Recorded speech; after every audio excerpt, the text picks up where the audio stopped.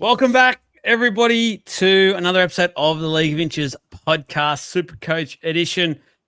You've got the three amigos, I guess, myself, Trav, and Jesse, along for this one once again. Obviously, off the back of last night's episode with the live show, all that sort of jazz, we have located Jesse. It's okay. Stop the search party. The Wanderer himself has been found. So we're just in awe of this great man that has joined our presence tonight. We'll get into that a little bit more in a second, but let me just get some of the things out of the way to tick a few things off. So you'll see on our Instagram page that a competition is now running, a giveaway. That is to 4 tickets for the Brisbane Broncos against the Gold Coast Titans, thanks to Jack Connolly Real Estate. So that is sitting in the silver members basically seats, so it's a really good seating. They're honestly, you don't even have to be a fan of those two teams, just a fan of rugby league in general. We all know by now how good Suncorp is to watch football at in those seats. You've got the exclusive bar access, things like that as well. You get to take you and 3 mates. So go in there onto the Instagram page only, get your entries in. You basically just tag your 3 mates you're going to go with. And we mentioned that there'll be bonus entries all throughout the next few weeks into the lead up to that giveaway.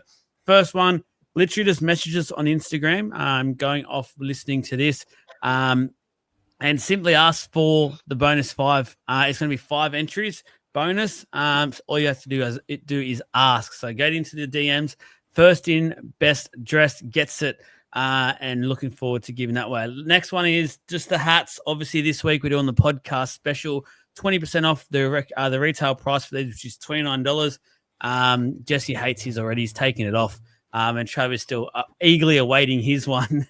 To be fair, Jesse didn't take it off as soon as I gave it to him. I think he wore it for the rest of the duration. I think he probably slept with it as well. They're very, very comfy, great quality, great color as well, especially the blue, the light blue one I'm a huge fan of. Got the navy blue as well, which goes really well also. But message us, please, as well, if you are interested in securing these hats. There are already a few gone from just the first couple of podcasts we've done this week. So make sure you message the page and get yourselves a 20% discount as well. Hey, Joel, the hats are that good and so quality. Jesse's got a good story to talk about how quality they are. Mate, do I ever? I got some bad news for you. It didn't make it home with me. Oh, no. Yeah. Do you want me to get into the hat story real quick? To be fair to everyone listening, they are incredible hats. Incredible hats. I loved it. Loved it. It's so comfortable. I was telling everyone I love the bucket. It's great material. It's Sunday leading into Monday morning. I've gone out, right? I was actually with we're at the Caxton, obviously, with half the playbook guys. Clem, the Cassidy gang itself as a whole, found our way to the casino. Wasn't allowed to wear it in the casino, naturally. So I was like, that's fine. I'll just hold it and put it. But I had the hat on the table. Sonny's, my Ray-Ban sitting on top of the brim, right, on the table. I was like, I'll leave it on the table. It's fine. Gone to the toilet. Come back. Hat's gone.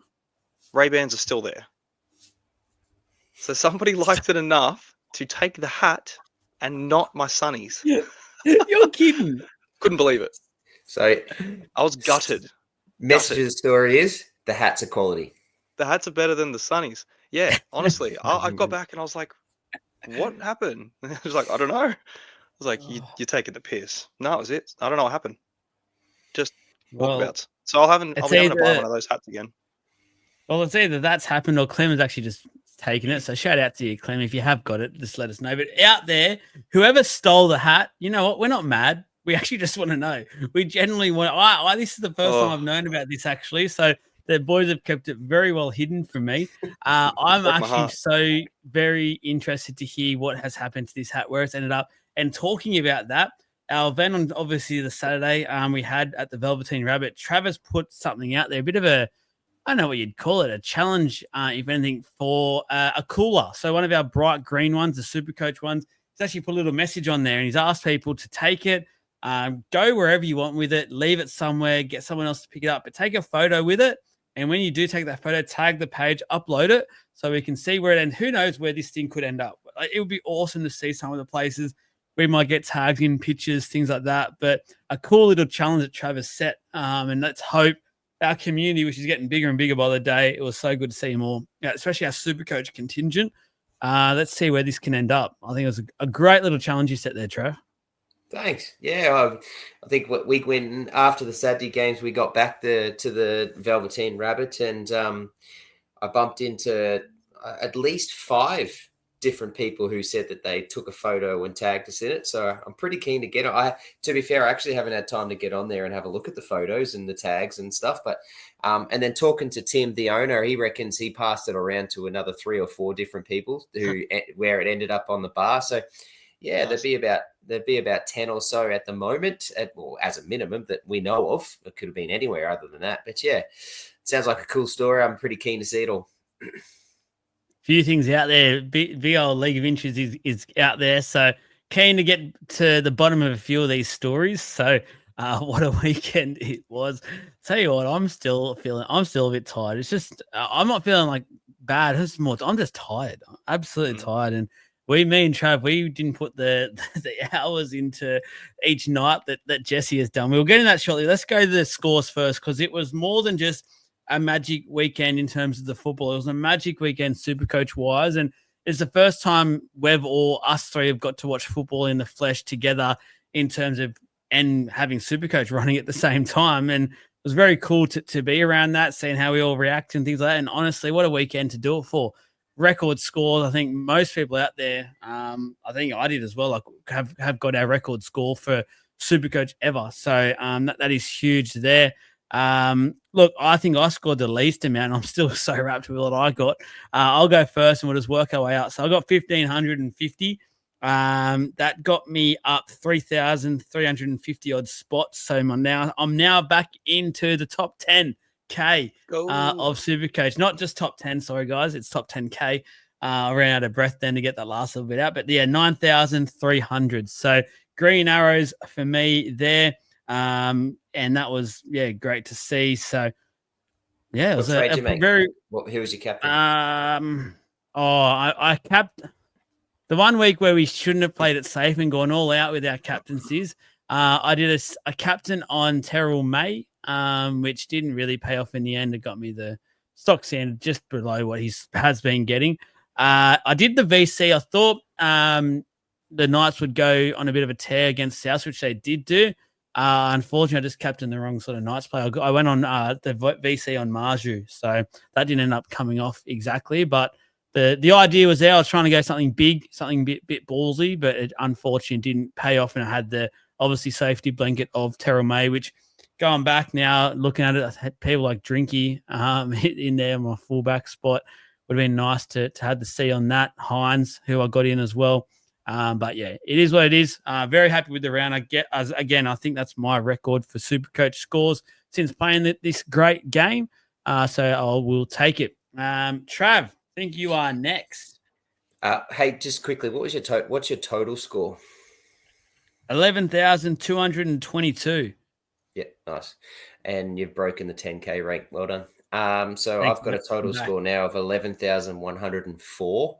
I got 1,555 on the weekend, so I pipped you by 5. I was actually like 20 odd points behind until the updates, and ended up getting a decent update. Got him again. I'm hating updates. and gets it again. So Jesse, Joel just hates updates in all platforms of Supercoach. So I've risen 6,230 ranks back into the top 15K. I'll repeat it again. This is going to be the slowest journey to the 50K win. So it's getting there. And do you know how I know that? Because I've now got the magical average score per round. And it's only going to go up. It's now magically 1,234. 1, 2, 3, 4. I'm averaging now per round. So that's it. That's the magic number. Once you get that, if you ever get that, it's a guaranteed win. I'm there. I'm done. Here we go. Got a team value of 15,255,000, so I'm pretty happy with that. My trades were all up in the air until Friday when Jesse and I decided to jump in the car and get to Magic Round coming from my house. I was lucky enough that I can drive there, and we fixed the boys in a half an hour drive between my house and Suncorp, and ended up trading. So I traded Gutho to Hines. That scored me 117, put the VC on him, and I looped that. Just going to take those points. I wasn't going to muck around. I traded just gone blank. Who was it? Who did I say? Dylan. Egan. Yeah, so Dylan Egan. So I traded Dylan Egan, pushed Dylan Lucas up to 2RF, traded Egan out, and brought Fletcher Sharp for his enormous 128. So pretty stoked with that. Yeah, like everybody, I played Sandon Smith. I didn't play him last week, but I reserved him this week. So I copped that 0, but that popped out in my flex. So I was pretty lucky all around, though. Like everyone in my team scored really well, except for Purdue, who was my lowest scorer with a 46. Yeah, so pretty stoked. I'm on the way up. Very good. Nice. Jesse, saving the best till last, or the score anyway. Huh? It was a magical weekend. Bloody hell, everyone massive. I scored 1607. Biggest score I think I've ever gotten, to be honest. Had a big round jump, actually, rank jump. I've gone from, 970 odd to 566. So, getting up there. My total score is 11,661. So, yeah, I know it's a bit of a jump.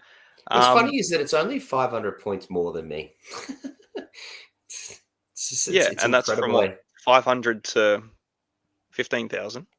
To just under 15, yeah. Yeah, and then considering what the scores that we had that round, we had an 1,800, and then there was people with 1,200. So it's entirely possible. You don't have to wait the whole season to climb 500 points. You can do it within a couple of weeks. So. Yeah, look, my team value is 15.6 now, so I've got a fair bit there. I don't have any in the bank, really. It's all in the team itself.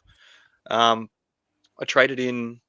I went for vibe trades last week. I just wanted to watch players that I enjoy playing, and I probably could have made some better ones, or banked some more cash, or gone long term with it. But I ended up trading out Gutho, and I really wanted Tedesco, but I couldn't do it in one trade. And obviously, we can get into who's returned this week, Jaden Campbell. But I traded him out last week. Just to facilitate that move. And I got in Lockie Galvin. To the surprise of a couple of the big Supercoach pod boys, they're like, Galvin's a bit of a rogue one. I'm like, he's a bit, but he's bloody good. And, with a bit of Trav's backing as well, I don't need another 5'8" again. I've just got someone in that I absolutely love having in my side. He was a gun and revelation for me last year. It's a good chance I just keep him as well. So, yeah, look, the side's going well again. I don't have too many problems as well, but yeah, it was a good round. It was massive scoring. Freaking hell, we're just rolling in. I VC'd Teddy, and I ended up taking that loop as well. So if it wasn't Teddy, it was bloody Karaz. I was so confident he was going to score a hat trick. I thought Robert Derby can do one, Karaz can do one, but when someone gets a 130, like if you're not going to loop 130, what are you going to loop? You know what I mean? So. Take the points when they're there on offer, and yeah, don't regret anything really as far as that went. All up the side was pretty good. I did play Sandon and he did flex out, but I didn't have too many AE problems. I think I ended up getting Hubner in as an AE 36. It's like so. Yeah, same. Yeah. Hey, I was just having a look. So you're 11,600. I'm 11,100. There's 500 difference between me and you, and 15,000 ranks basically, or 14,500 ranks. Yep. 500 ranks. The number one, the Kalen Pinger, is 12,270 total points. He's 600 more points than you. Wow. Isn't that incredible? So between number 1 and 500th is 600 points. And then from 500 to 15K is 500 points. Is that not incredible? That's crazy. Yeah. That is wild. God, it's going to be hard to climb. Yeah, he's just become deflated. He was just up here, and now he's just down.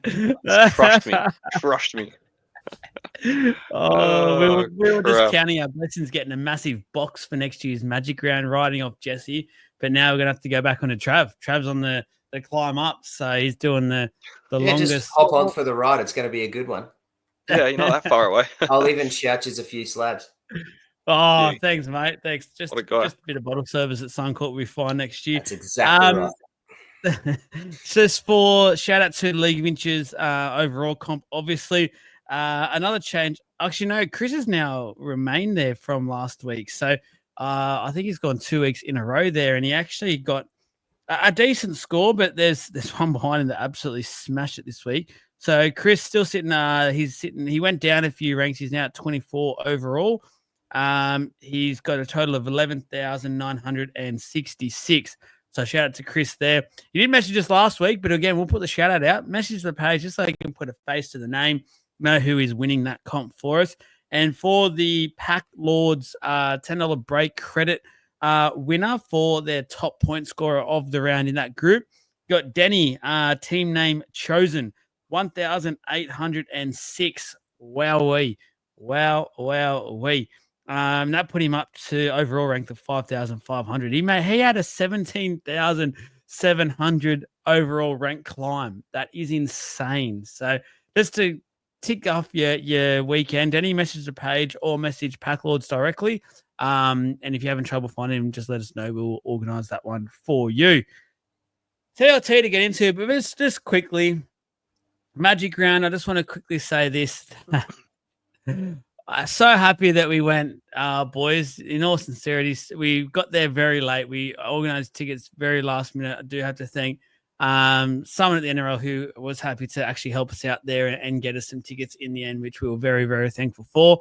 To be honest, I wasn't very sure of how it would go. We're in the corner underneath the Bundaberg tent, but to be fair, it was great. We had a bit of space. It wasn't packed where we were. A little bit of rain was a bit annoying because we were just out from under the cover, so we were copying a little bit. We just went up and down a fair few times up and down those stairs on the Saturday, which worked the legs out for sure. But it was a great weekend. Again, to the Supercoach community out there, really do appreciate every single one of you that came up to us throughout that weekend, said they're loving and enjoying everything we're doing here from a Supercoach point of view. Really do appreciate it. We'll just continue to get bigger and better. We know we have to probably do a bit more when it comes to the post side of stuff, content side of things, and just continue to work with the podcast and just get to fine tune things really, but really thankful for all that. Trav, I love sitting there watching footy with you. Unfortunately, I can't say the same thing about our other panel member here, Jesse, because if maybe Timmy Williams or someone from the SC playbook can maybe give us a message, and anyone else who got to spend some time with Jesse watching a footy match over the weekend, because myself and Trav actually don't know what that feels like. You're off your head. You're off your head. Mr. Wanderer himself. Mate. 8 games. 8 games, Joel. Now tell me, out of any of those games, how many of them did he actually sit with us for? Oh, there was the full Friday. Yeah, 2. I was there for both the Eels and the Roosters games. 2. Hang on. I reckon you only sat with us because you then met the Queen, and you were basically and you did sit with us, but you didn't watch any of basically either game because you were too busy staring at your phone, flicking the update screen on Supercoach. I don't think you watched a minute of Friday's action, to be fair. Well, you weren't paying attention, were you? And he really did. And he wasn't paying attention either, Joel. So you're right, because then when we said Herbie's almost in, he freaking jumps up and starts celebrating. And he's in a Roosters jersey. Of course. He's in my side, mate. I wanted that try. He wasn't doing very well before that. I couldn't believe it. Honestly, people around us were looking at me and Trav going, what's this guy doing? He's in a Roosters jersey cheering a Dolphins try. And we're like, Supercoach. It's Supercoach. So which did generate then a fair few conversations around us and maybe gained a few followers from that, which was awesome. So I will give you this, Jesse. You are the MVP on the whole weekend in terms of probably going out there and getting the name out there a bit more. You did do a lot of steps. I would love to know the steps you did do throughout that weekend and how many laps of Suncorp you ended up fitting in. But I will give you this. You were very good getting out there, getting amongst it. So credit to you. Next year, we promise right now, guys, we're going to strap a GoPro to Jesse for one of the days and just see what the great man gets up to, because I am so intrigued how someone can just disappear. Say they're going to the toilet, go away for about 3 or 4 hours, come back as if he literally just went for 2 minutes and nothing has happened. And me and Travis sitting there going, where the hell have you been? There was one moment where we're down the bottom. He's telling us he's right at the top, 703 or something in a corner, the opposite side of the stadium. It's just fantastic, Jesse. Well done, mate. Thank you, mate. I just wanted to experience Suncorp. with the fans. I was wandering through. That's it. I was just like, I want to see what it looks like from every angle. I'll get up top, get a nice view from the top because we were, quite low. It was raining for a bit of it too, so found some cover. Sat with some supporters of those clubs and just, hung out. I did watch I watched the Panthers and the Broncos game with Jake and those boys as well, because obviously didn't really get a chance to watch any games with them and didn't really see them throughout the days once we actually got into the stadium. So that was a good, fun game. Yeah. Did I you watch watched the every Warriors? game. Did you watch the Warriors game with Warriors fans as well? You just wandered over and just started watching it with Yeah, I a pack actually of watched wives. I watched the Cowboys and the Warriors game with Alex and Jason that you guys would have met at the Velveteen. Yeah, and there was a ton of Warriors supporters up there too. And it was actually, I was pretty much right up in the top stands, right in the center. So I had this incredible view of everything right in front of us. And honestly, you could just see it all happening. It was great.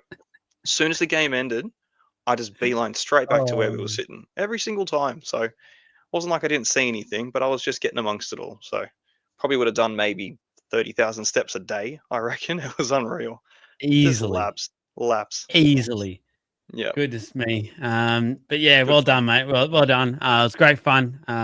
But yeah, let's get into TLT. Let's get through it. Pretty quickly. There isn't a whole heap out there. There's a few little things, but in general, it's probably one of the easier TLTs to get through, I reckon, for this year, which is music to my ears. So first up, Eels versus the Dolphins. Thursday night at Combank for the Eels. The only change sees Matt Dury come in for Sam Tuivasa, who's out for about 8 to 10 weeks. Unfortunately, ankle injury. Ryan Madison is the 18th man, with Brendan Hands amongst the reserves. But for all reports at the moment, he will not be in the team. So that's good things for those that do own. Riley Smith for the Dolphins. Donahue starts at 9 for Jeremy Marshall King. That laceration opened up apparently on the weekend again, so that's not too good. I anticipate he'll probably be out for another couple of weeks now to make sure that can heal properly. Kafusi returns at prop, pushing Mark Nichols to the bench and Oren Keeley out. To be honest, boys, from my point of view, not much to talk about in this game from a Supercoach point of view that we won't get into down the track. So, No, not if particularly. anything. Just a quick one though. We could probably get into it a little later because he's a very popular trade in. Riley Smith. What are your thoughts about him and his position when it comes to hands?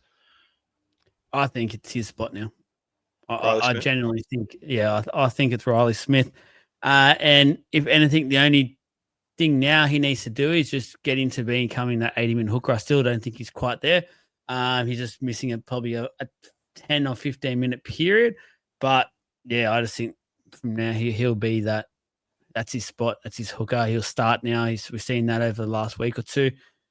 Yeah, I don't mind it. I don't mind the play either from a Supercoach point of view. I think there'll be a few out there, and we'll talk about it with the trades a bit later on. But with Sandin out this week with the bye, plus obviously Mema Zealous now out for a few weeks with that elbow dislocation. I think there's a few out there, myself included, that unfortunately will probably have to make a play in the hooker position this week, which bit of a shame. I didn't really want to touch hooker, to be honest, most of the year. I was very happy with Sandin Smith and then Memo just doing a job whenever I didn't have Sandin Smith there, but looks like I'll have to change that now. Yep. Pretty much in the exact same boat. Yep. Sucks. But anyway. Trav, anything for this game? No, not really. Got a very keen eye on Herbie and am trying to just do a few maths and things around to try and get Herbie in my team. I'd like him this week, even with the 13 mini bye. So I'm just trying to do a little bit of maths around that. But yeah, that's it really. With you. I am with you there. I think I want Farnworth this week, but it means at the moment I have to use my last boost, and I don't really want to do that. But just use it. Just use it. I agree. Well, it's more so the whole makeup. But we'll get into that later on. Next up, Knights versus the Titans, the first of the Friday games for the Newcastle Knights. The Knights are unchanged after their dominant performance against the Bunnies last weekend. Thomas Cant is the 18th man and Gamble amongst the reserves. And for the Gold Coast Titans, Campbell returns at 7 for Weaver, who is out. Huge shock there. He's supposed to be out for another 2 or 3 weeks. So I'm shocked that Campbell is there in the 7. Jojo Fafita is also back on the wing for Tony Francis. Dave Fafita is injured with that ankle injury and will be out for a number of weeks. And who knows, with the reports going around, if he'll even be back in the Titans jersey again. So that seems to be heating up at a rapid rate. Anything to really talk about from this game at the moment? JC back. Ponga's back. Ponga never left. About time. I'm jumping in. Too. Well done. About time. Yeah, we held on for that one score. Let's hope he goes again. And then, you're going to touch on my next point. Go. Yeah, so JC's back. Back again. 3 weeks, wasn't it? So they've either done one of two. Wasn't long. I think this is the third week return. So they've it's the fastest return from a syndesmosis I've ever seen. They either overplayed the injury or they're rushing him back on one leg because they don't have a halfback. Whatever out of that scenario, I'm kind of not that mad that I've sold him, to be honest. Because got a horrible run coming up. Horrible run coming up. 96 break even. To be fair, he can hit it, and it's the night, so you never know. But yeah, I'm just very curious to see how this one plays out. If I had him still this week, I would be playing him, obviously. But yeah, I kind of just want to see how it went down, because it seemed like when it came to that injury with him and Fafita in the same week, no one really had any clarity about what actually happened and how long they were. Fafita was meant to be out longer. That didn't happen. He was meant to be out longer. It didn't happen. So just another thing on the Titans side, they just seem to have no idea, even when it comes to injuries. So look. There's playing games. Props to anyone. They're all just playing games, though. So quick one. How many tries do you reckon Schiller scores this week? It's been 6 in the last 2. Talking point. That's the talking point. I'll go 2. Yeah, I'm thinking 2 as well. Trav? I've got none. Wow. Ooh, the Schillernator. Bring him on. Put up some walls on that side. Yeah, I'm going to be a bit different. Just wait till it's Dom Young. Yeah, and that's one of the points I was going to mention. But hey, Jaden Campbell, 700K. He's got a break even of 95. He's got to go to Newcastle. Then he's got the Raiders in Canberra. Then he's got the round 12 bye. With everything that's just been said that you've just said very nicely there, Jesse, I reckon he's a sit and watch. I'm just going to sit and watch. Hope he doesn't really score too well. And then come 13, he might be my man. Because then he goes, but even then in 13, he plays Melbourne. Then he's got Broncos. Then he's got Manly. Then Para. I'm not going to say much about that. Then he's got Queensland, North Queensland. And then he's got 18 to get 18 bye. So even then, I'm still, I don't know. I'm going to look at him at 13, but we'll see what happens. Yep. Reassess after Origin. And he last played his game in 6, so he's come back in 3 weeks. Yep. Miraculous healer. Got the magic sponge out. From syndesmosis. Syndesmosis hurts. It's a horrible injury to have. So, yeah. Anyways. Something they're not adding up. I would not be surprised, to be honest with you, if he's laid out and they just somehow do something to, who knows, but it just that doesn't sit right with me. Anyway, Bunnies against the Broncos. For the Bunnies, they do welcome back a couple. So Humphreys is back for Dodd. Latrell is back for Jai Gray, who shifts to the bench, pushing Totola to the reserves. Aiken returns to the back row with Tass into the centres and Myers on the wing. For the Brisbane Broncos, Fletcher Baker comes onto the bench for Jaden Hunt. Forgot they even signed Fletcher Baker, to be honest. What a dud signing that's been. Benny Hunt retains the 6th jumper with Ezra Mann returning via Queensland Cup. Boo. Anyway, personal things aside, anything to talk about for this game at the moment? Not really. I got nothing nice to say about this one, to be honest with you. Look, Lockie Hubner's starting again. That's exciting. It's not a priority trade out. It's just sort of going to do his work. But got better things to do there. Yeah, Tallis Duncan, exactly. 387K, played 80 minutes on the weekend, got 65 against Newcastle in a drubbing.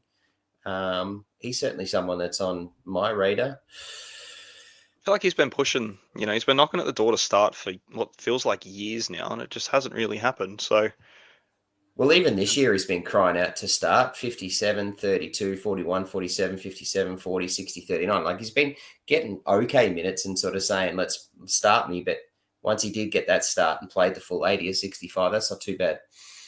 It's been interesting to see how long he can actually keep it, because he's done this before. He's come out. Joel had him last year in his side. He came out with some absolute belter scores and then just dropped off again, disappeared. So, yeah, definitely got my eye on him. He's definitely cheap enough too that you could probably afford to wait a week or even two. But I don't think their VI coverage is fantastic either. So, No.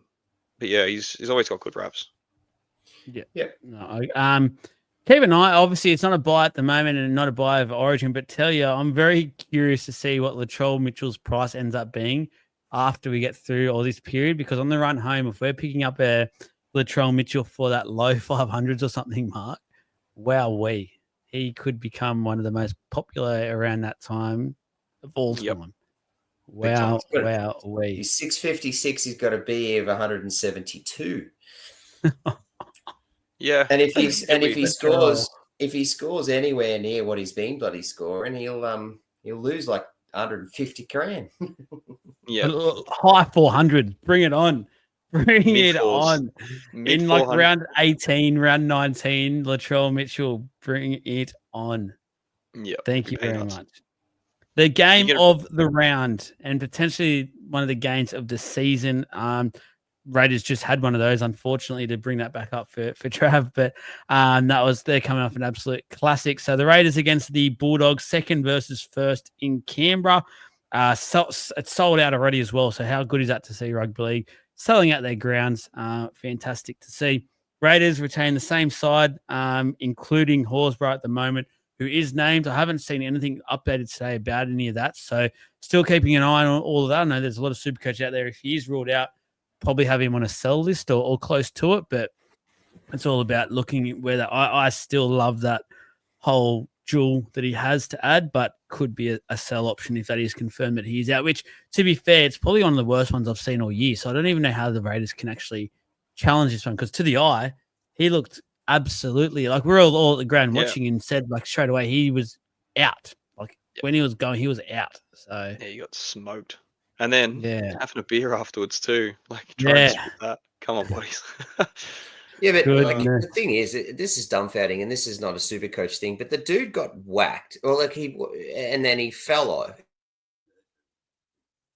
And he literally fell face forward. He gets himself up, he stumbles, he gets himself back up, and Pappenhausen and Munster had to grab him to stop him from going again. You can't tell me that's not anything but a cat A. It makes no sense. I've already traded him out because I think it's going to come up with that. But yeah, I'll talk about that. Damn. Jumping the gun here. Man, just hang on, mate. Hang on. Pull it back. Pull it back a bit. Don't jump the gun. Look out. I've hooked everybody. Let's go. So excited. He's marching up, guys. He has no boost yet left, but he's going to use another boost somehow. He'll find a way. For the Doggies, big return for Burton, back at 5'8", pushing Hayward to the bench and Taft to 18th man. Preston isn't named anymore. He was named originally, but he's confirmed out for 4 weeks. We'll probably talk about a bit more, but maybe kick out. Jesse did mention him last week. I think it was last week you said that you might be looking at the kick out factor moving forward, and this might tempt a few more to Dogs for mine. Will go his way probably more often now. So could be a nice little sneaky option. Could be. He's not as cheap as he was a couple of weeks though, and I did mention him. I think he was around 500k. Now he's pushing 6. So yeah, like 7. Oh, not bad. He had a pretty dud score last week, actually. He dropped 33k. Yeah, on a 36. Yeah, so it wasn't ideal. But you look, Carraz was a masterclass on that right hand. So they just went right what was working, which has been working against the Titans for a couple of weeks now. So yeah, look, traditionally the Dogs are going to go to that left edge now. Burton's back too, so it was always half expected that the right was going to see more. But Preston out 4 weeks, he's a clear sell, and that's really unfortunate because he's been insane. But there's been a lot of people trying to challenge these calls, and they aren't coming off very well. They seem to just be copping those punishments. So it's almost like just, take your punishment and roll with it. But yeah, super unfortunate for the owners. I agree. For the Raiders, though, God, it's just the same team, isn't it? Same team that did some magical things. Not going to go too far into that, Trav. Don't want to rub salt in the wound. We reviewed it Oh, yesterday. fine. That was a review. That was enough. Moving on. We're not going back chat. there. Of course. Dragons against the Waz. For the Dragons, you've got the only change sees Loco Pacifici Tonga come onto the bench with Gula out with a shoulder injury. And for the Waz, a big name is back. DWZ back onto the wing with Pompey and Capel in the centers. Forward starts at prop with Nikura in the second row. Laban joins the bench alongside Healy for his second game. And RTS is popping around in the reserves as well. So tell you what, the Warriors have started on fire and they're starting to welcome back a couple of those big guns and into the back line as well. So, if you're not rating the Warriors yet, maybe it's time to start doing so. But from a Supercoach point of view, anything to discuss around either of these two teams? Again, for those unlucky to hold, Gutho did absolutely nothing on the weekend. Jesse's already hit the trade button on DWZ. Do you want to? Who did you trade out? I traded out Garrick. Makes sense. Don't need him. Yeah, that would be a Jesse type move. Doesn't have great buy coverage or nothing. Underrated, overrated. What a pleb. Absolutely not. Just a disclaimer. Not doing that. 1,000 years. Had to put it out there. For me, anything else really to talk about will come up in the trade chat. Yeah. I feel like super relevant stuff in the trade for these teams. Yep. Next up, Cowboys against the Panthers. For the Cows, you've got Cotter suspended. McIntyre starts at lock. This sees Thomas McKaylee on the bench, and Zach Labut is your 18th man. For the Panthers, coming back to winning ways on the weekend, a very, very good win at that. Toa returns, which pushes Jenkins surprisingly to the bench, and Maverick Guy out completely. Kenny returns at 9 as well, with Schneider at 14. This sees Summerton and Tolau back to the reserves. So big welcome back to Brian Toe. Very surprised that this is Jenkins that makes way for this, but hey, when you got Toe coming back, I guess you just have to make it happen. Yeah, pretty much. And we spoke about it too. If they're going to keep Jenkins on that wing, then why not play a team that you would structure it with Toto back in there, instead of having to change so much. There's still a chance that changes though. There's every chance Garner goes to the second row, Papali'i drops out. You know what I mean? They could still do so much before kickoff. They could even just put Jenkins in the centers. That's where he was playing before he got called up. So there's loads they can still do. And if I had Jenkins in my side still, there's no chance I'd be trading him this week, even with him on the bench. He's got a break even of 1. He'll find his way back into that side at some point, and then definitely over Origin. There's a few guys out, so he's going to walk his way back into a team.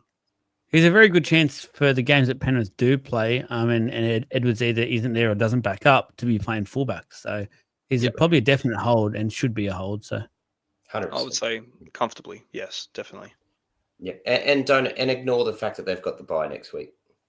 I mean, I wouldn't be bringing anyone in from the Panthers at all. I wouldn't think to do that. And if anything, I'm starting to think of how I get a couple of them out, particularly Cleary. But I'm watching Toto, but know that he's out next week and then Origin. So, I would be definitely holding. I'm definitely holding Jenkins with the notion that he will go back to fullback. Yeah, it's fair. Yep. Storm against the Tigers, first of the Sunday games. Wow, this could be anything. This game, this could be a huge rocket up the Storm by Bellamy, and they could come out absolutely flying. For the Melbourne Storm, after that disappointing win, I can't find the Storm. Have they stitched me up? Disappointing win for the Raiders. Disappointing loss. Sorry, no, I lost. It threw me off. I was trying to find. I lost it, but no changes to the team that went down to the Raiders last week. For Trav, awesome news is that Liera does keep his spot in a game that he would have liked to forget. And I think a lot of Storm, including Trav, would have liked to have forgotten as well. Safa Solomona is amongst the reserves once again. For the West Tigers named the same 17 that got the win over the Sharks and the Dragons the last 2 weeks. So it's keeping that momentum going, which is great to see, to be honest. So I don't know if they can put up much of a challenge on the weekend, but they're building something slowly out there at the Tigers.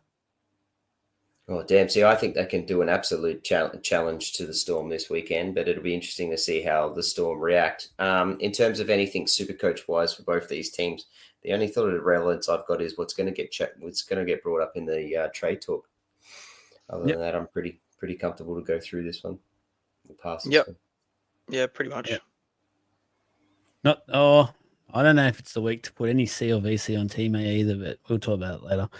Manly against the Sharkies. Last game, Battle of the Beaches. Feels like that only happened a couple of weeks ago as well. So that's that. NRL Jaw doing wonderful things once again. But for the Manly Sea Eagles, Jason Saab returns on the wing, pushing Talau to the bench. And Gerbo is also back, which sees Bullymore on the pine. And Tavanga retains at 13. We've lost him. I'm bloody choking. There you go, Jesse. Basically, you've just filled out the Manly side for the Sharks. It looks relatively unchanged as far as I can see. I don't have my notes in front. Billy Burns keeps on that second row spot with Wilton out. He'd not be too far away, I'd imagine, maybe a week or two. McInnes at lock, Atkinson in the 14, Hazleton up on the bench there as well. So unchanged Sharks outfit from what I can see. Pretty much, Yep. So Gerbo's back in. Bullimore's on the bench. I feel like that surprised me a little bit to see Jazzy keep that lock spot, but I really like it for him. Bullimore's been a Bulldog, actually, since the beginning of this season. He's been very impressive. You would think just Jake walks back into his position. He was locked before everything went down with his injury, wasn't it? Yeah. Wow. Jazz done enough. Good stuff. There's got to be some interest there, especially with the hooker duel that's been added into him as well, and a few of these hookers that we're missing out on this week. So a bit of discussion in the trade side, but anything else to really touch on with these two? No, not for me. No. Nope. Beauty. Alrighty. Perfect. Take it away, Jesse, sorry. Take it away. I still think you wanted to quickly touch on the Magic Round scores. There's obviously some absolute crackers over the weekend. There was crackers over the weekend, and it's a lot of players that have been relatively popular trade-ins over recent times. So it's why there was such a massive reward for the scores and why there was so many big ones. But like we obviously saw Carrasco 152. He's been pretty much the talk of the center wing since he returned from his injury. We've spoken about the buy coverage. We did an episode on that recently. Carrasco even featured in our pod when he got returned from injury too, while people were waiting. So I think now it's just going to be, it's one of those moments where you kind of just have to buy him in and rip the Band-Aid off and pay up big money, because the Dogs do have really good buy coverage. They play all the majors. And then you can go down to the second and third highest scores of the week. Robert Toya, James Tedesco, another club that play all the majors. So if you were waiting for these guys closer to Origin to try and get them a bit cheaper just for the buy coverage, you're not going to have the opportunity to get them discounted. I would say you kind of have to just go in now. There was 18 players that scored over 100. So yeah, it's going to be a big one. I think a lot of the big movers, there's a lot of popular players too that were relatively highly owned at the time. There's a couple that are in there that aren't really in anyone's teams, and I don't really expect them to be highly traded in. Stephen Crichton, 111. Josh Adokar, 106. I'm actually pretty sure Adokar's in about, there you go, he's in 1,300 teams overall. Unfortunately, he's 600K. So, yeah, if there was any chance to get him a bit cheaper, not going to happen. Look, it was just magic. It was straight up just magic. There were so many big guns that hit it over the weekend, and very few injuries, and not really too much changes from a team list perspective. So, it was all real good stuff there too. But was there anyone that stood out for you? I know Trav's probably got one that he can point out because he traded him in, but Joel? Just you've probably already said it. It's all the standard sort of ones. To be honest with you, from a team that got absolutely pummeled on the weekend, Fa'asul Mala'awa getting a 109 for the Titans was a very nice little bonus to get there, especially considering how bad the Titans were. So that was good, and it was awesome to watch actually Nathan Cleary turn it on very unexpected, that one as well, in terms of just the Penrith form in general. So he absolutely tore it apart. So those two deserve a special shout out. Yep. Yeah, I've got 4. Sorry to say, but I've got 4. The first one I want to shout out is to Bradman Best. Pushes up 105. He's averaging 69.3s and 8.8%. He's at 617K.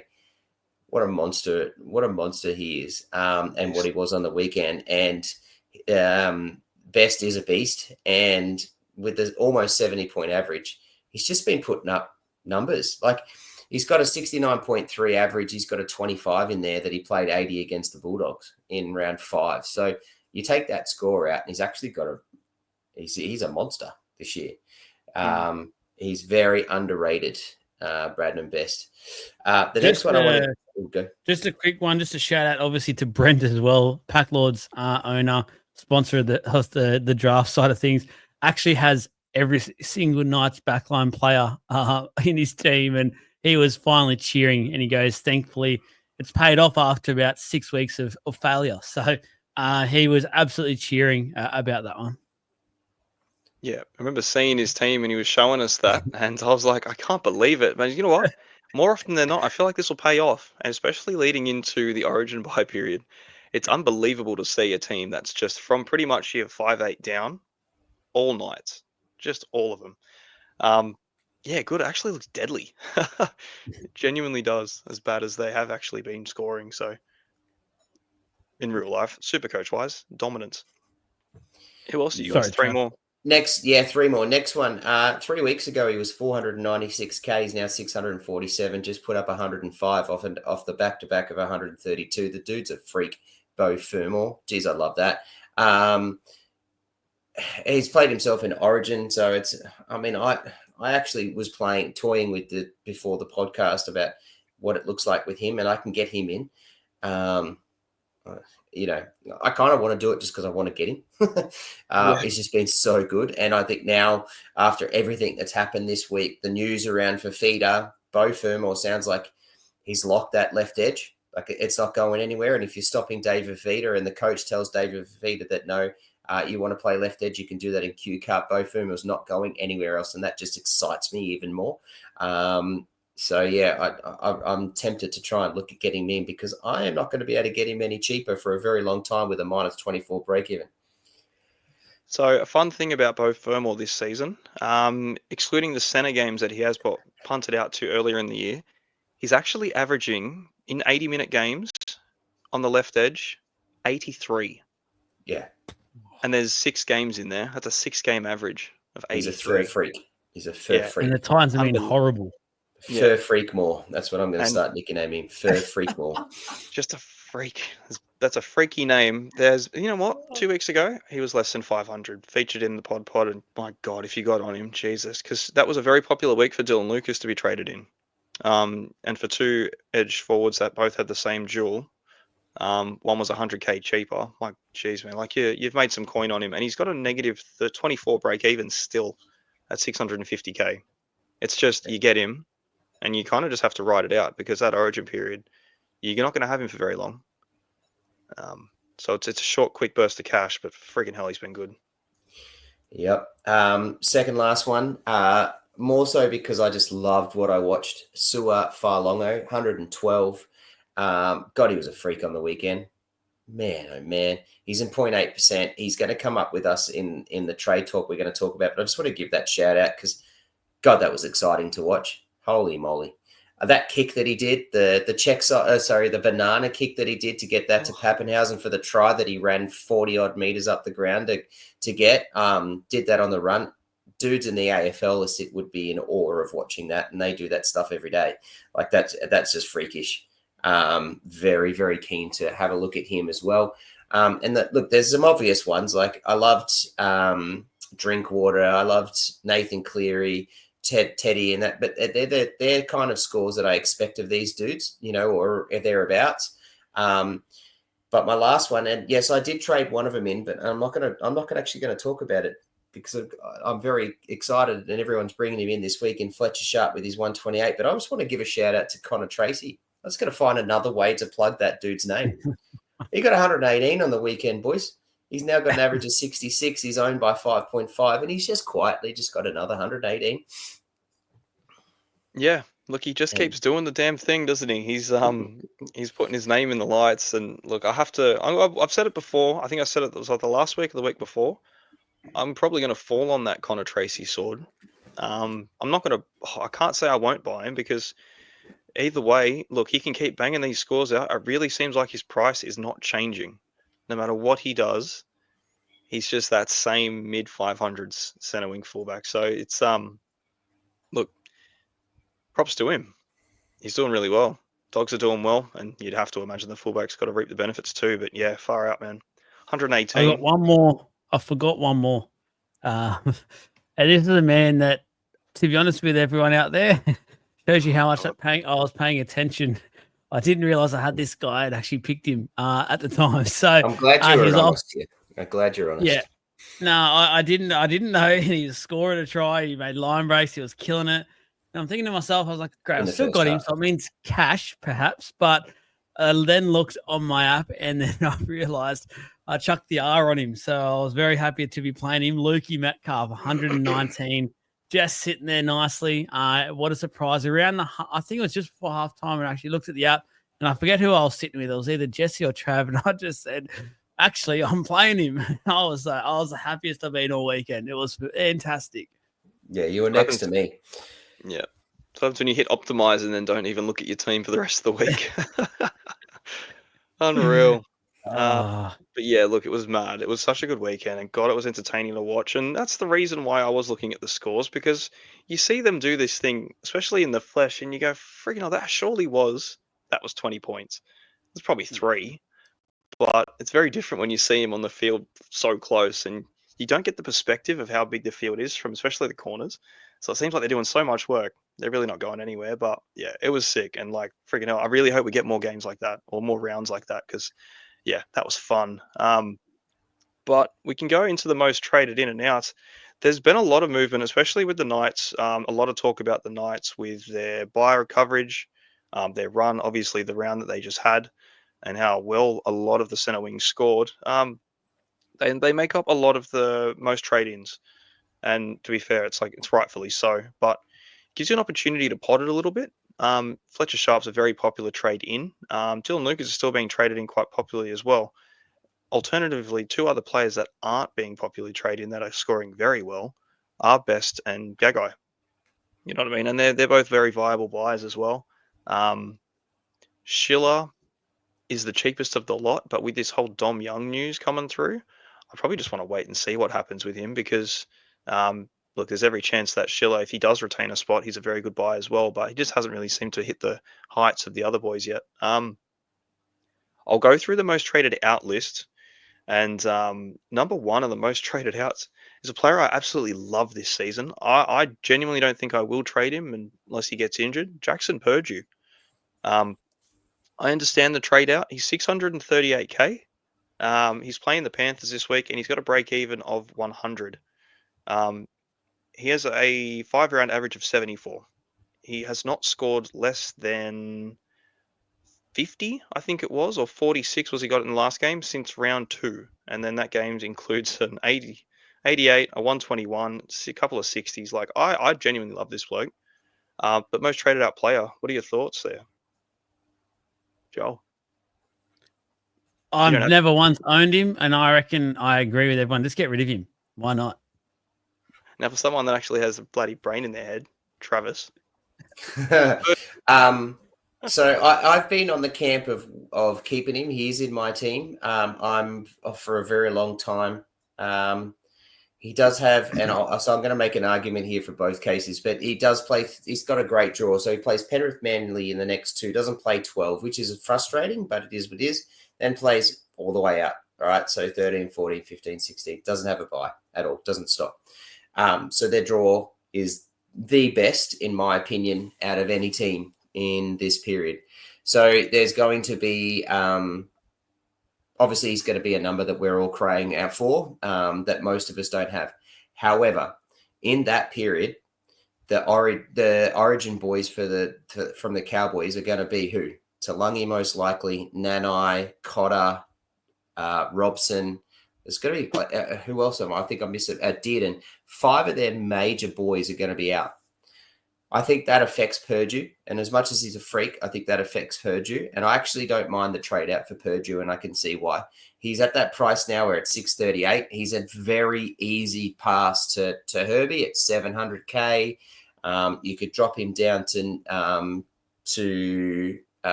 what's his name, Bradman Best, and make 20K almost, or 23K off it, because I think Bradman's was 615. So you're making 20K and getting a dude that's going to play 12 and play all the way to 18. If you don't have Carraz, it's just under 100K to get to Carraz. He's just at that really nice price now, where don't forget your boy Fletcher Sharp. Yeah, so I've already got him, and it's actually only going to cost you 3K. But yep, Fletcher Sharp is another one. So like, there's he's just. But the point is that he's at 638. I think he's at his max price now. He's obviously with a break even of 100 against Penrith. I don't think he's going to get 100. To be fair, yeah, he got 88 last time. It's a different team. This is a different Penrith team on the back of what they just did to the Broncos last weekend. It's a very much so a different team, and then add Brian To'o into that. Yeah, I can see the trade out for Purdue on the basis of who is about to leave that North Queensland team for Origin. Yep. All very, very valid points. And I think if you're looking at your center wing, and then when obviously they arrange it by average and price and that kind of thing, and if he is one of your first or second, third even center wings, and you don't have the likes of a Carraz, a Herbie, Garrick, Marju, or Fletcher Sharp, or any of these sort of dudes, if you just don't have them, 100% I can see the warrant in it, because you definitely want those. Those dudes are just animals. But if he's quite deep in your center wing, 6, because he would have started as maybe a third or fourth on the bench. Look, man, I really like the hold. Honestly, I don't know. I just don't see him as a priority trade out, and it is a luxury move. But the majority of the people that are buying him in, they're buying in Fletcher Sharp. A lot of people trading down to King Togia, which is probably a little bit of a jump. But yeah, if you go into Carraz, Garrick, any of these sort of dudes, 100% get it done.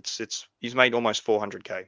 It's an awesome one for that side, but he's also been very, very solid. So yeah, I don't doubt his quality. Number 2, Pete Mamazelis. He's got a dislocated elbow. That sounds freaking horrible, doesn't it? Could you imagine? Not nice. No, not nice. No, Absolutely. I don't want to imagine. Not in this sport either. No, God no. So I'm not sure how long that injury actually is going to keep him out for. But it's long enough to trade him and not look back at it. So the only thing that you could think is if you've got a Sandon on your bench, you could probably just take the AE this week if you weren't too worried about it. But you're not going to hold 430K on the bench if you have to. If you've got Jules somewhere, you might be able to make it work. But he's a popular trade out. Fair enough, valid. Really not too much to look into with him. I'm not taking AE when I've got Royce Hunt on the bench. Oh, yeah. Yeah. No good. That's why you're not a great super coach, mate. Oh, sorry. Sorry, you can all just have average of 50 players on our team. Every position. Thanks, mate. I just get the Simpkins and you don't even worry about the AE on him. Number 3, Clint Gutho. So Gutho has gone backwards from his starting price, unfortunately, and hit the heights of 800. It's all gone. So if you've still got him, yeah, it's not ideal. He's got a break even of 125 too. So it's all going backwards for him. It's not nice. And he was a very popular trade out last week. Even the week before too, actually, when he was basically the same price as Teddy, and you made money going to Drinkwater. So the tables are flipped. 643. What do you boys reckon? You're getting off Gutho if you have him? 100%. Yep. That's a no-brainer. Unfortunately, he's not like when he was getting those hundreds and absolutely killing it. And to be fair, even against the Storm in the midst of that 47, which was in the middle of 113, 146 and 130, everything was going through Gutho. Pretty much from that 130 against the Titans in round 6 with a 54, 57, 44 and 43. Literally nothing is, well, not literally, that's a poor way to say it, but mostly nothing is going through Gutho anymore. Like he's a decoy runner. He's not. He's now he's now just he's like a leadership dude on the field now. And they haven't. It's their whole game style has changed. I want nothing to do with that. Get off him. I got off him last week to Hines, and very thankful that that's what I ended up doing. But yeah, he's got to go because he's going to lose more money. I think against New Zealand, they'll clog him up. They're defensively, New Zealand are not bad. So I'm very keen to watch people get off him. Yep. Yeah, he will be very well mass traded. But that's the thing, like you've kind of lost it all. It was almost like, the Ponga holders like me and yourself, Trav, where the difference is with Ponga is consistently the top fullback, or if not the top second or third at the very least. Where Gutho really hasn't been that. So the pedigree you honestly of Ponga, can't compare the two of them. You can't, man. You can't. You'll take the Ponga drop because you know it's coming back. Yeah. The Gutho peak was, very well taken and well received, and it was very glad to get the coin for him. But yeah, look, man, you gotta jump off again because this is the last one you're gonna get before he's low 500s and it's all over. And he doesn't have a great run coming either. A couple of buys ahead of him, so yeah, trade away. Sandon number 4. So we kind of spoke about the pod. Sandon's a good hold. He had that massive game, -8 break even, and then he scores 0. So immediately halted his breaks, his price rises and some. So when he comes back from the buy into the Bulldogs game, I believe he'll have about 130 break even. Something around the sorts if he scores like a 40 or something relatively average. And yeah, look, that's going to suck, but I still think he's worth a hold. Can you just clarify against the Bulldogs? Because he's currently got a break even of 34. Round 12, you mean he'll have it? You predict 130? Sorry. Yeah. Yes, sorry about that. Yeah, so it's after he plays the Dogs. I was just going off an average score because it is again the Bulldogs. If he does score about 40 that game, the break even will be deep into that sort of 130 plus.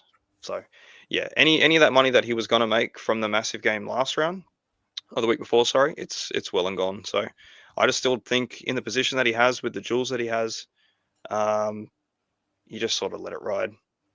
My opinion. We've all got him. Yep. Trav? I've got him. I'm not trading him out. I'll just my plan is I'll talk about it later, but simply my plan is to push him up to the hooker eventually and put Hines into the halfback and get a flex in. So that's why you've been saying it. He's not going anywhere. Yeah, it's super valuable. That jewel is nuts. Preston number 5, 4 weeks. He's 4 weeks out. He's 720k, and he's an easy trade for such massive coin. God, I wish you've almost been gifted 720k to have to use in a way. Is there any world where you hold Preston? No way. No, because I mean he was going to miss 13 anyways, so he misses 10, 11, 12. So he's missing the major buy, which is what what you're hoping to have and how you've got him. And to be fair, Preston's a freak and he's been scoring so well. But then he'll miss Para in 14. Then he comes back to play 15. Then he misses 16. Then he comes back in 17 to then just play out. So no, he's got to go. If just bring him back in 17. Yep. Yeah, geez, that's yuck as. 6 Horsburgh. So the Horsburgh debate, I've seen it. A lot of people have been talking about it, and it's so one side or the other. People are either keeping Horsburgh forever because the jewel's nice. He's a very comfortable 60 most weeks. And the other side is he's a 60 plotter.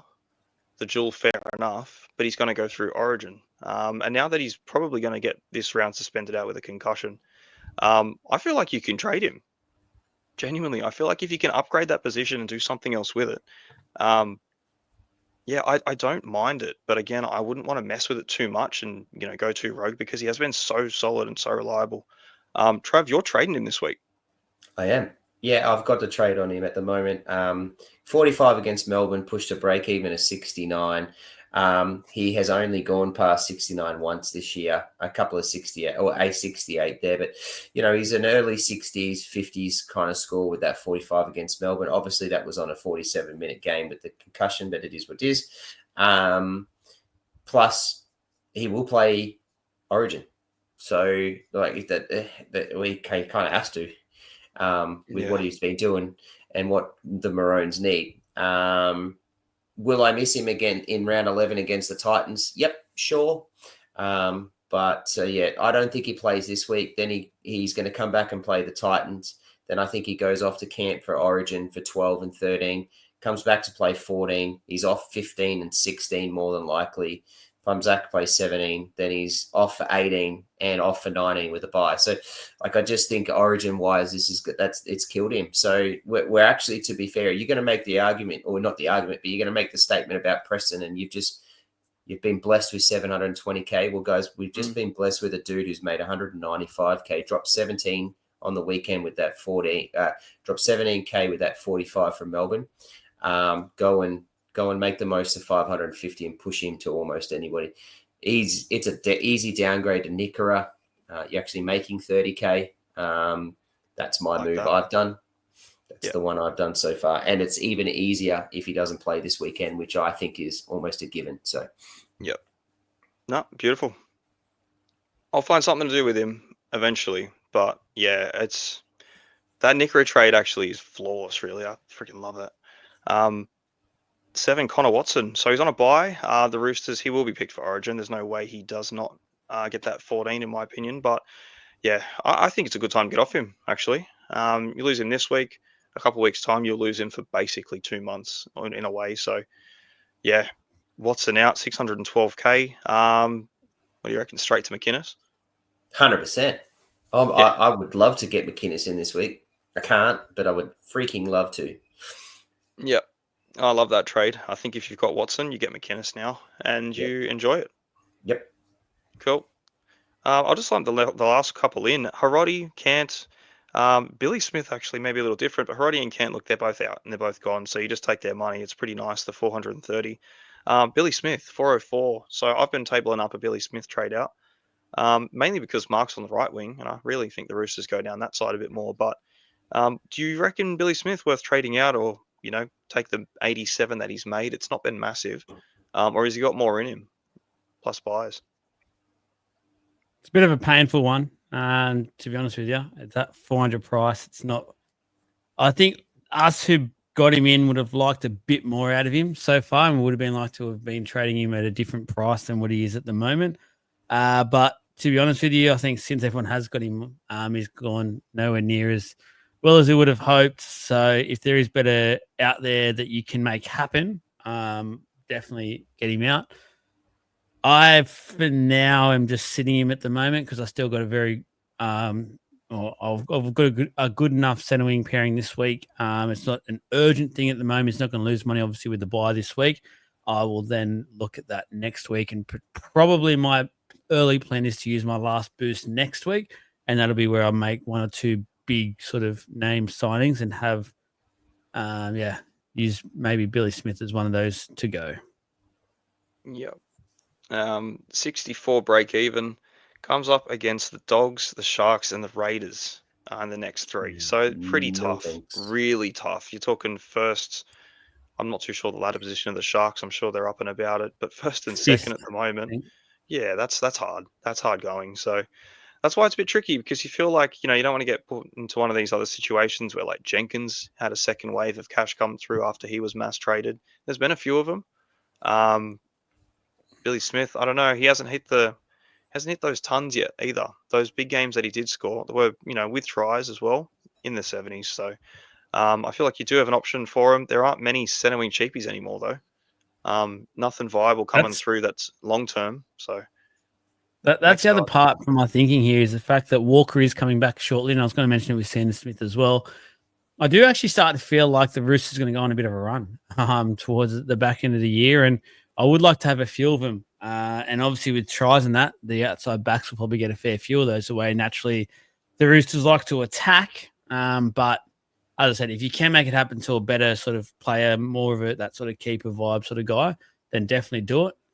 If not, I'm not stressing about having him in your team either. So, watching live on the weekend, he did nothing. I barely saw him. Like, they never went down that, or not never, that's not the right thing, but they very rarely went down his side. Everything came through the opposite side, hence why Toya dominated. The only time I saw Billy Smith really get anything with any sort of anger was on a kick return. Literally, that was it. So, yeah, I think Billy Smith is, because of the bye this week, because of the Bulldogs matchup, then the Raiders matchup, I think is an easy trade out, to be fair. Unfortunately, you just cut ties at 84K that he's made. It's not what we were hoping for. I don't own him myself. I've luckily avoided that, but I thought he was a great buy when he was on those 270s after his second game, to be fair. And then he got suspended. So it was what it is. What it is. Unfortunately, you just got to. That's the Supercoach. That's it. The trade-ins are incredible, to be honest with you. There's such good players that are in there, and I go through and think, okay, well, most popular trade out was Purdue. People have made nearly 400K off him, so big coin there. Preston, he's made some big money. Horsburgh's made big money. Watson, you can get rid of him comfortably. Look at the trade-ins. McInnes is number 1. Never thought I'd really see McInnes at the top of the most traded in, and that's for all coaches. If you compact it down into the top 10, McInnes is in the top 3. So I'll run through it in this way because it is very relevant. But number 1 and 2, both Knights boys, both in the center wing too, actually. Fletcher Sharp, Dylan Lucas. So playing the Titans, both freaking killing it, scoring tons for fun. Yeah, massive trade-ins. Sharp, if you don't have Sharp already, everybody should get him. You should make his numbers skyrocket. Everyone get Sharp. Absolutely. No, they shouldn't. No, they shouldn't. Don't give poor advice, Jesse. From the Gets guy to got play Sharp fullback as well during Origin. So. Oh God, there's just nothing wrong with it. The only thing that's going to kill Sharp is how massive his numbers are going to go up in ownership.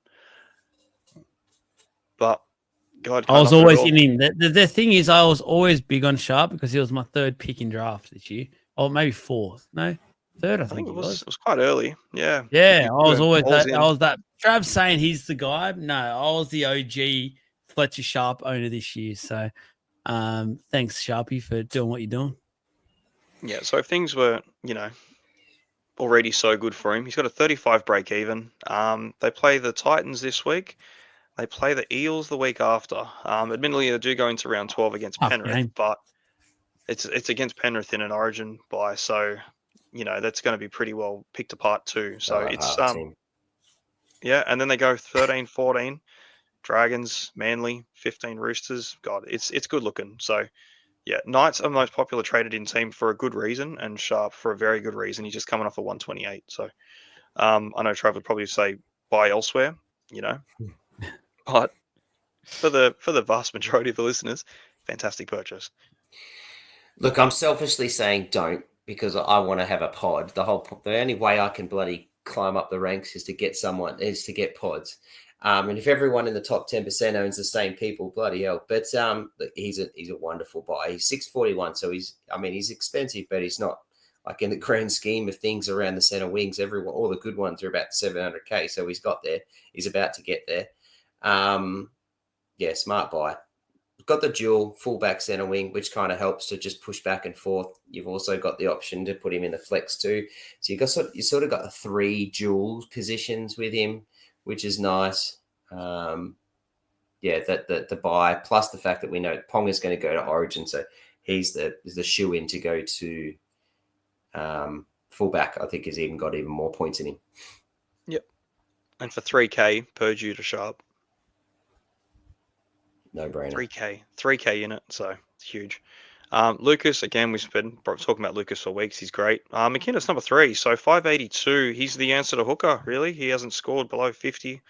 Had a massive game. Actually got some attacking stats for the first time this season too. So he's got a 41 break even, and it's basically going to be a guaranteed 55, 60 at the very least for him. He's been so reliable. Without a doubt. It's got a break even of 41, as you said. He's going to push up. He's going to be he'll be over 600K by the end of this weekend. He just like he does. He guarantee 50. I mean, because there's 1, 2, 3, 4, 5 50s in his scores. He's got the 2 60s, and then he's got an 80 and a 90. So there's no doubt that he's got some upside. Not elite upside, but he's got some upside when he falls over for tries and gets a few attacking stats. But either way, he's just a monster. He tackles hard. He plays hard. He gets he just gets easy points because of his work ethic. He gets trap hard. He does, yeah. Yeah, although he's not, he's just got a really big head. That doesn't turn me on. But anyway, it's big, isn't it? He fixed his teeth up too, I think, didn't he? Yeah, he did. Yeah, good on him. Which certainly helps. Handsome devil. Number 4. So, liking King Togia. I'm liking King Togia as well. 198. Got him. Minus 38. Big game. Look, he's a massive trader, and he can make you some massive coin too. If you're trading anyone out, I don't know. You could always wait till next week. We could always just do it right now. You hate it? Yeah, I do. So this week, yeah. Yeah, I don't like it this week. And then word is that he's on the radar for a dual halfback.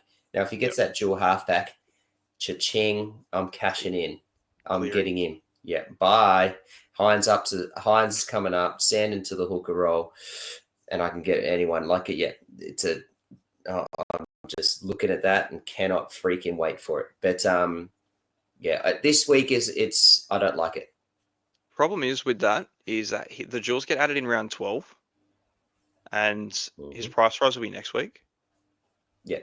So you kind of have to buy him in, hoping that it's definitely guaranteed. If he plays, but that's the thing. I'll be buying him in to do it. But he'll be in next week. He'll be in next week. I need him to come and play this week. Do that, and then I know that he's going to get the duel. Once he's named for round 12, I'll get the duel, and that's what I'm doing. It'd be interesting to see how you can make that work. I need to see your team, but yes. Very good and massive coin. So you just break even. You could make a couple 100K very, very quickly. Number 5, Jacob Carraz. So it took 152 points for people to realize this best center in the wing. Center wing in the game is a buy. You should have had him weeks ago. But if you're not going to, get him now, because I don't think that's the last 100. I don't know about 150. 150s. You can do that multiple times in a season. You're a bit of a god. But there's more tons coming comfortably for him. So good to see it. Unfortunately, he's probably played himself into Origin. Yeah. And Bulldogs are a buy in Origin buy, I suppose. Bit of a nightmare. And yeah, unfortunately, you're going to get him for Canberra and Sydney. I just don't see how the Blues can't play him. He's the best winger in the comp. He is, but Totter's come back. Lomax will be back. Surely Lomax has done enough from last year to basically warrant the spot as his own. Well, Lomax. Lomax has to come back next week. Do they then pick him after a week off? 1 week. They picked Moses after a week off. Yeah, Moses is different. It's freaking Mitch Moses. If you're getting a guy called Tom Trebojevic, he's not playing wing. But he's not playing wing. Are you kidding? I'm telling you right now, if Latrell and Turbo are both fit, they'll be both in the team. You can't move Critter from center. He's the best center in the world at the moment, so he'll be in the center. Turbo will be on the wing. All of this is telling me that Carraz is less likely, and I'm fine with it. Yeah, that doesn't bother me. I own him, but either way, I just think he's playing himself into an Origin purchase, and I think he deserves it though. Buy with caution. He does. He deserve it. Yeah, for sure. Fair. Okay. We'll see what happens. The only other thing, to consider too, is that mini buy around 13. That's going to be a bit of a killer because of the Origin backups, plus also who's playing. Yeah. Who's not playing, you mean? Yeah, the Sharks. Right. Yeah. The Sharks, the Finns. And the Bulldogs. And no the Dogs, Herbie. Yeah, if you've got a... Hero.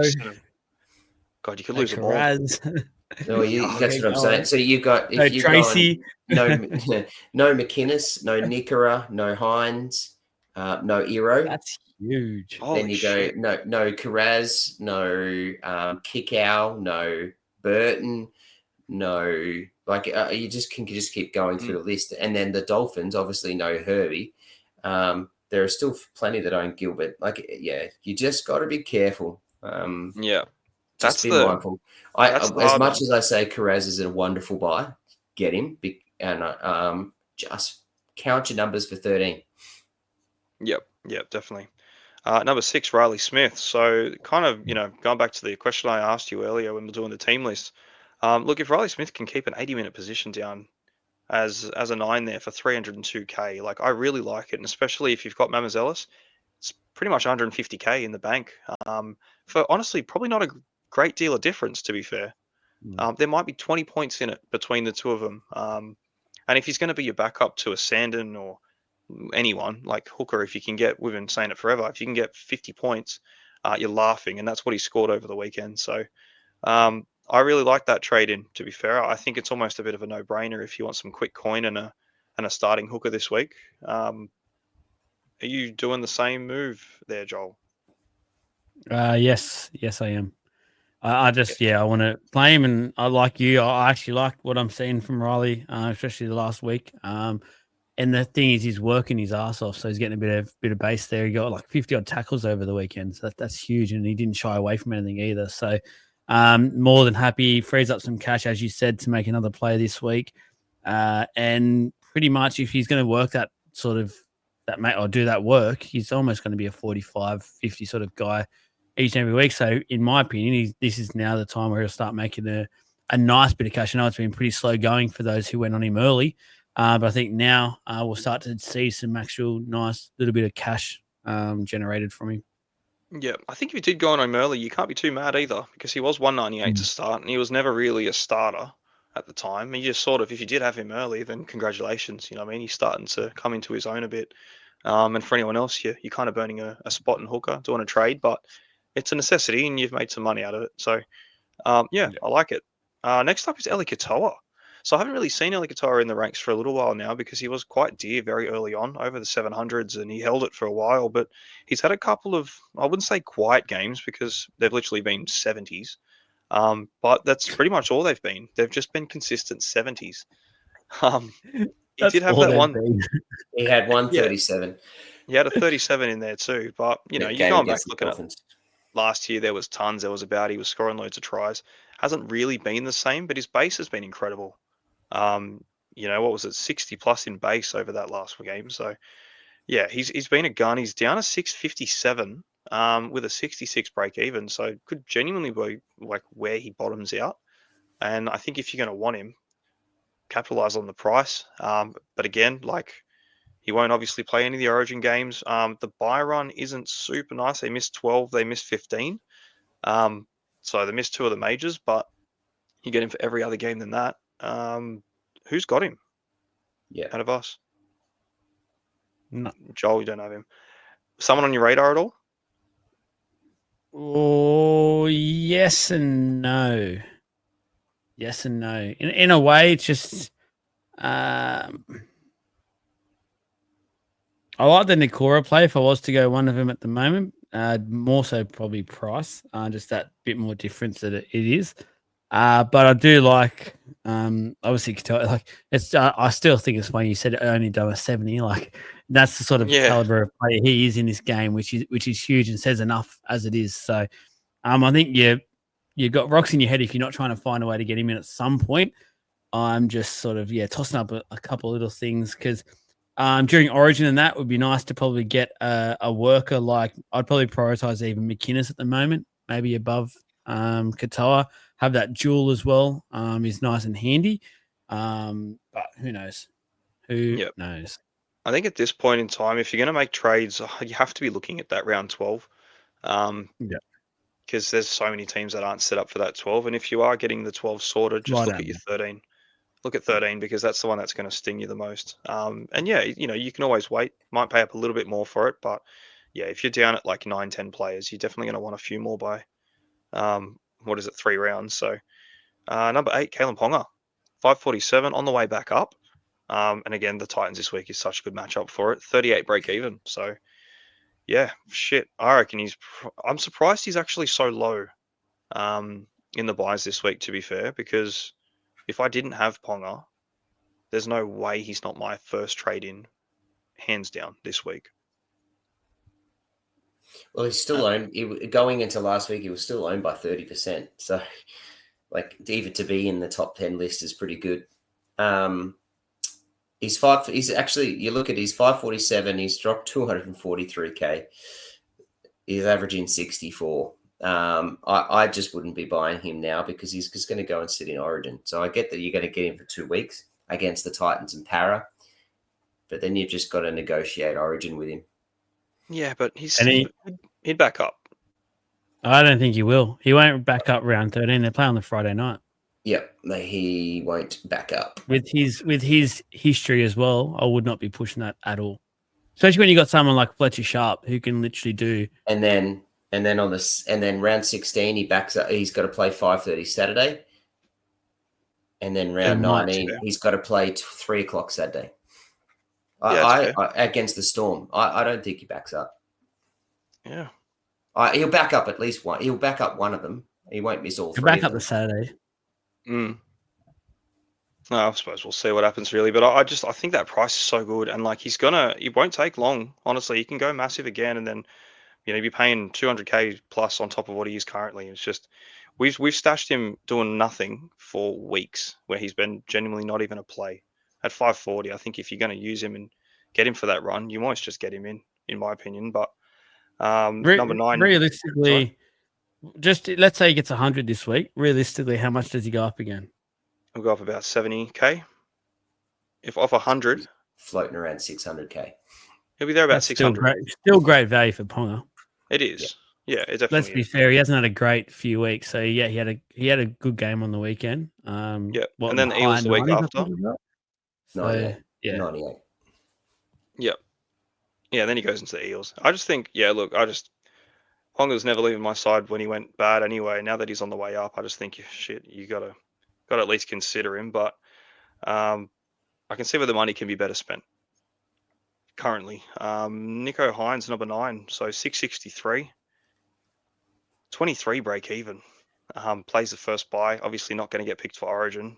Another player that the ownership 20% overall as well, not massive, still fairly low owned in the trades too. So I think we're starting to see a better Nico than we have for a long time too, and he's been very impressive actually the last couple of weeks.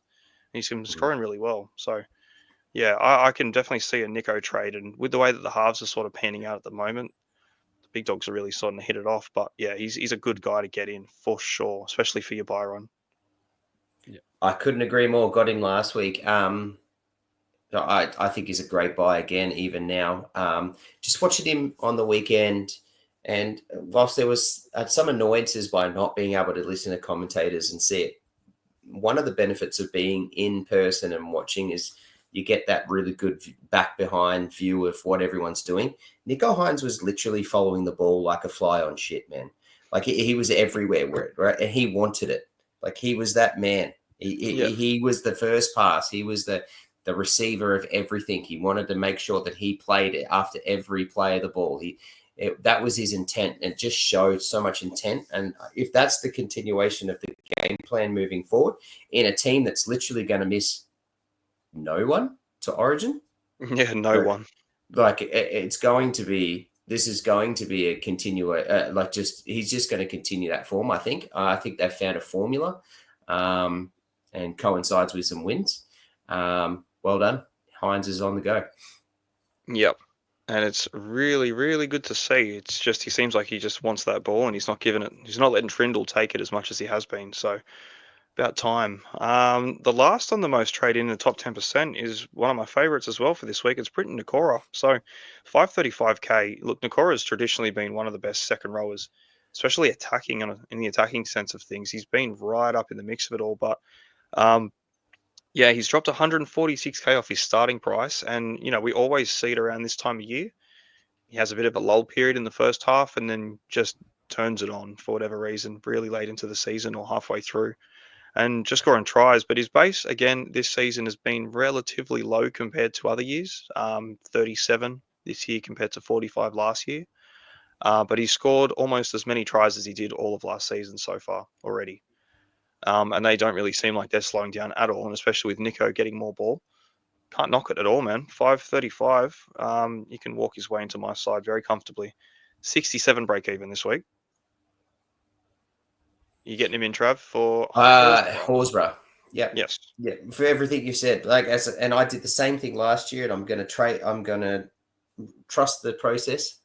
and he's going to do the exact same thing. It's about now where Nikora realizes he knows how to play rugby league, and he will turn it on, and he will average 80 odd for the rest of the year. Yep, I can bloody hope so. Joel, what are you going to do? Getting on the Nico train? The Nikora train? No, I've already got on the Nico train last week, but I will be watching very closely and praying he doesn't do too much and getting him after the 13 bye. And then he has a nice little 4-game run there, and I'll hopefully just keep him on there. So I'll be praying. He has a bit of a run coming up, obviously this week. Yeah, it's the Sharkies for mine are still not quite it. I didn't even think they were that good on the weekend either. I know obviously Hines scored well Supercoach wise, but I think them as a whole, they weren't that great. I don't think if they versus pretty much any other team on the weekend, they win. So Manly away is tricky this week. Then they got the Storm at home, which the Storm, after getting a rocket, I don't think there'll be an easy bit up until Origin at all. And then obviously that's when Origin starts. The Roosters will be without Teddy, things like that.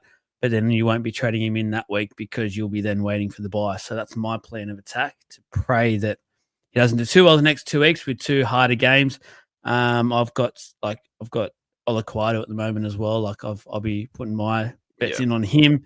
So I'm happy to ride it out for now. Look, if it bites me, it bites me. But I'll see what he is at come round 14 and get him in then.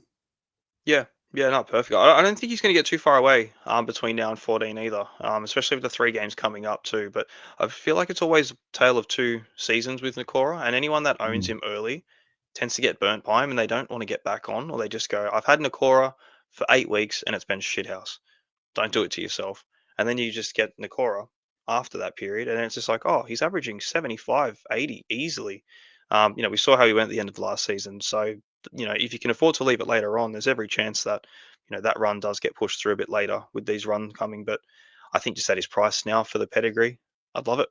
535 is a really good price for him. But that's a lot of them in the ins and outs. We've sort of briefly been going through our trades as we've been talking about them, but obviously we know what Trav's doing. Horsburgh out to Nikora in. Is there anyone else in that? So I'm tossing up whether I go Mamazelis to Smith, and bank that 130K to push me up to have about 180K left by the end of this round that I can then play around with next week. Or I go another sort of option I tossed with was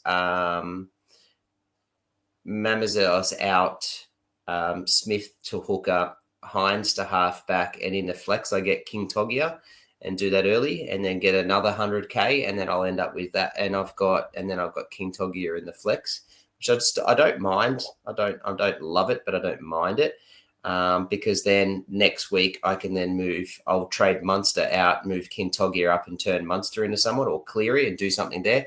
So I'm sort of playing around with what I do with that and those options for next week. But yeah, at this point, I've only traded Horsburgh and Nikora, and I've traded Mamazelis to Smith at the moment. Nice. Joel? Early on at the start of the week, I was almost locking in using my last boost. I've sort of gone off that in a way. I didn't like the trade that I was going to be doing using the boost. So at the moment, I'm locking in Mamazelis to Smith, much as I hate doing that, but I just feel like it simply should be done. And then I'm going to get rid of Hiroti now and go up to Fletcher Sharp. Simply too good not to go. That temptation of fullback being there shortly as well for a couple of games is just way too good. And he's only going to go up in price over the next few weeks. So I want him in my team. I'll get him now while he's as cheap as he will be over the next few weeks. And I can get rid of Hiroti as well. That headache's done. Yeah, beauty. That's really good. I've done that same Mamazelis to Riley Smith. Freeze, I had pretty much next to no money outside of that. I had about 15K before I did that. So that 150, and now I've got 550. And there was one, like there's always this player, and I think we've mentioned a couple of times that I've always had an eye on him. I've never been able to buy him, and I'm contemplating doing it now. It's so rogue because he's not a buy now round 12 number, and I desperately need them. But I really like what Keon could do in the middle. And he's basically the same price as Nakora. And I feel like if it's not now, it's never. And he's such a pod own. And I've just been looking at him today thinking, I really want to get him in because I feel like I'd really enjoy that trade in, but I really need that number for the buy round. And I don't know if it's worth not having him. If it's not that, it's Nakora comfortably. So I haven't really looked at doing the Horsburgh move out. It does give me more money because affording that, it's Billy Smith, moving Dylan Lucas down into the centre wing and just flipping that 550k in the middle there. So at this stage, it was Nakora. I'm looking slightly up. Slightly, what is it, 2k? They're right next to each other, and I'm just like, is it time? Is it time to just get Keon in? Because, God, it'd be so fun. And now that he's in the middle too, he's been really good in the middle in the past. 80 and a 64 in the last 2 weeks. It's just that buy round. It's just that nasty round 12. But yeah, we'll see. I'll put it in the Legends group which way I go about it because I'm very tempted, but good chance it'll be Nakora just to get that first number up. Yep. Nah, like that one. The last one, the sit v play. Where are we going here? Well, the sit v start side of things, I've got on my bench, I've still got Garrick on the bench because Purdue is in my side starting. Galvin gets a reserve for me as well, Nico Hines and Nakora if he's in the side or whoever it'll be in that side. Without the trade at the moment, it's Dylan Egan who gets the reserve there. So still things to come. I'm not exactly too sure which way I go about it. I just don't think there are any bad options. And it doesn't leave me with too many other players as well. If Horsburgh's out, my AE is going to be either Hubner or Garlic. So, what's that going to be? A 35, 40 at the lowest kind of thing. So it's a really easy week to loop if you needed to do it. But yeah, just loads. Everyone's got loads of roosters. Everyone's got some injury somewhere. Heaps on the bench, but not many other options. So sit v start's quite simple this week. Yeah. I'm Pappenhausen. I'm now Nickera. I'm Tino, and currently Purdue. Yep. I'm Drinky. Metcalf against the Dragons. Going again and actually remembering I've done it this time. Hines and Lucas for me. So very nice. Happy to be playing that. Mm. Yes. C and VC boys. I'll kick us off. I'm going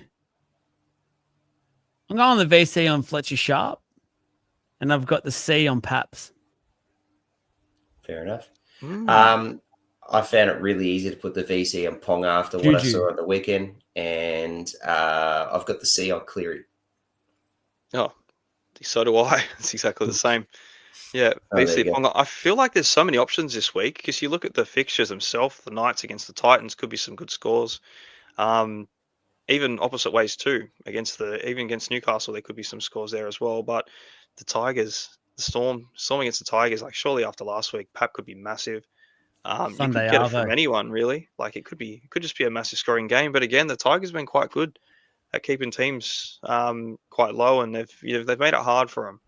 They have lost in the past. They've won a couple in recent times though, and they've just made it gritty, kind of like the Raiders. Yeah. They're a team that you just don't really think you can put massive scores against, but yeah, I don't know. I do like it though. The Paps play could be anything. That's the thing. The other shout out is Payne Haas. I was going to say Payne Haas against the South. Yeah, could be about 6,000 offloads in that game, or a try. I don't even think he needs to offload because he'll just get through the line and score. Just run through. Yeah. Very good shout, Haas. When do they play? Who could you VC? Ponga still? Third game. They're right, yeah. Yeah, okay. It might be a late switch. Could be a C Haas on that one. I like that a lot. All right. That's pretty much it, isn't it? That is it. That is all she wrote. Coming up from the post-Magic Round Blues back into things. Thank you once again. Just a reminder, message the page on Insta, slide into the DMs to get those 5 bonus entries to our new giveaway for the tickets. by now, someone's probably already done that because they're done at the start. If you got all the way through this, just a friendly reminder. And the hats as well, the 20% off. Please get in there for those ones and secure the first drop of hats that we do have, light blue or the navy blue. That's it, boys. Trav, Jesse, thank you. We got through this week. It was a tough carry. I'll be first to admit it was hard. It was a slog. I don't know how you would feel, Jesse.